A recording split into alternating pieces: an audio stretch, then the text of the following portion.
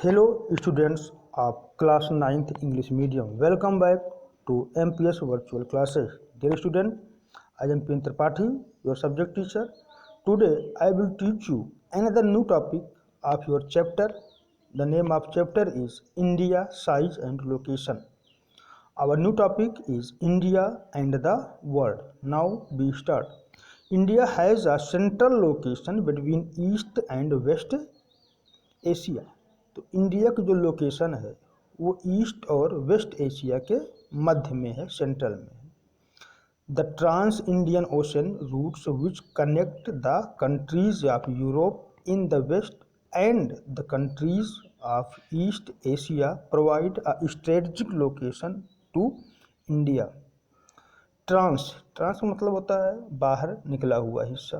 तो Indian ocean के बाहर, इंडियन ओशन मतलब हिंद महासागर के बाहर जो रूट्स हैं, समुद्र में जो आने जाने का रास्ता है, वो भारत को यूरोप और ईस्ट एशिया के अन्य देशों से जोड़ता है। मतलब उस रास्ते से भारत इन देशों में, यूरोप के देशों में और ईस्ट एशिया के अन्य देशों तक आने जाने के लिए सुगम रास्ता इंडियन ओशन प्रोवाइड करता है। इस वजह से भारत की जो पोजीशन है वो सामरिक रूप से, स्ट्रेटजिक मतलब सामरिक रूप से बहुत ही महत्वपूर्ण हो जाती है। The Deccan peninsula protrudes into the Indian ocean. तो डेक्कन प्रायद्वीप, पेनिनसुला मतलब प्रायद्वीप जो है, प्रोट्रूड्स कह सकते हैं बाहर निकला हुआ। जो डेक्कन पेनिनसुला का जो बाहर निकला हुआ हिस्सा जो कि इंडियन ओशन तक, हिंद महासागर तक फैला हुआ है।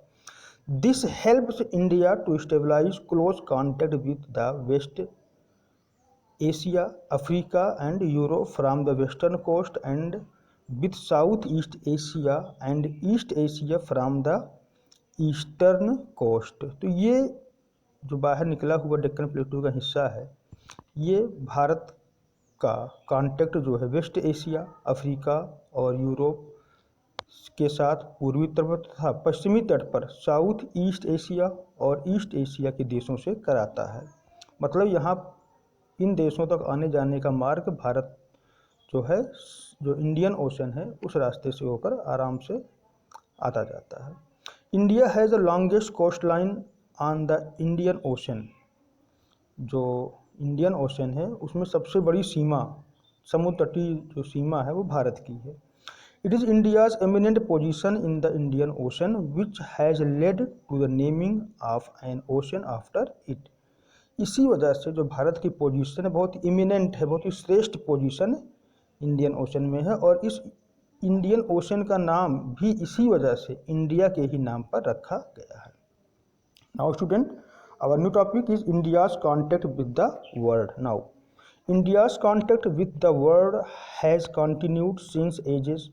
But her contact through land routes are much older than the sea route. जो इंडिया का कॉन्टेक्ट है वर्ल्ड के अन्य देशों के साथ, वो कॉन्टेक्ट सी रूट्स की तुलना में लैंड रूट के माध्यम से बहुत ही पुराना। मतलब पहले हम लोग लैंड रूट्स के माध्यम से अन्य देशों से जुड़े हुए थे। The various passes in the mountains were accessible to the foreigners while the ocean restricted their interaction for a long time. तो माउंटेन में जो बहुत सारे पासेस होते हैं, दर्रे होते हैं, उन्हीं से फॉरनर हमारे देश में आते जाते थे, जबकि जो ओशन होते थे वो इन रास्तों को बंद करते, मतलब समुद्र के मार्ग से आवागमन नहीं हो पाता, तो केवल पर्वतों में स्थित दर्रों के माध्यम से ही आवागमन हो पाता था। Now the sea routes become easily accessible after the 15th century. तो ये सी रूट्स हैं, ये 15th सेंचुरी के बाद जो है एक्सेसिबल हुए, मतलब आवागमन के लिए योग्य हुए। In 1498 Vasco da Gama discovered the sea routes to India. जब 1498 में एक पुर्तगाली नाविक वास्को द गामा ने भारत के लिए समुद्री रास्ते की खोज की। Since then people of European countries started coming to India. उसके बाद से जो यूरोपियन कंट्री के लोग हैं वो भारत आना शुरू हुए।